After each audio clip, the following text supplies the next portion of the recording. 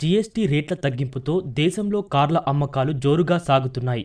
అయితే చాలామంది కారు కొనేటప్పుడు డిస్కౌంట్లు, ఆఫర్లు, ఫైనాన్సింగ్ వంటి అంశాలకే ప్రాధాన్యత ఇస్తారు. కానీ ఇన్సూరెన్స్ కూడా చాలా ముఖ్యం. మరి ఆ ఇన్సూరెన్స్ ఎలా ఉండాలి అనేది ఇప్పుడు చూద్దాం. కొత్త కారుకు లాంగ్ టర్మ్ బీమా కవరేజ్ ఇచ్చే పాలసీని తీసుకుంటే బెటర్.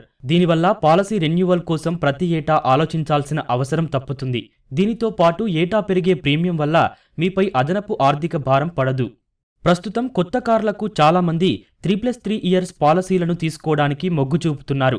ఇందులో 3 ఏళ్ల తప్పనిసరి థర్డ్ పార్టీ బీమాతో పాటు అదనంగా మరో 3 ఏళ్లు ఓన్ డ్యామేజ్ కవరేజ్ లభిస్తుంది. కార్ ఇన్సూరెన్స్ తీసుకునే సమయంలో కొన్ని రైడర్లను యాడ్ చేయించుకుంటే ఇంకా బెటర్.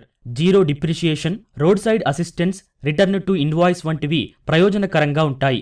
ఈ రైడర్లతో వాహనానికి ఏదైనా ప్రమాదం జరిగితే ఫుల్ ఇన్సూరెన్స్తో పాటు అదనపు రక్షణ లభిస్తుంది. కారు ప్రమాదానికి గురైతే ₹1 కూడా రిపేర్ కోసం మీరు ఖర్చు చేయకుండా క్యాష్లెస్ ఎనీవేర్ రైడర్ ఉపయోగపడుతుంది. మోటార్ ఇన్సూరెన్స్ పాలసీని తీసుకునేందుకు దాని కవరేజీ పరిమితులు, పాలసీ నిబంధనలను పూర్తిగా తెలుసుకోవాలి.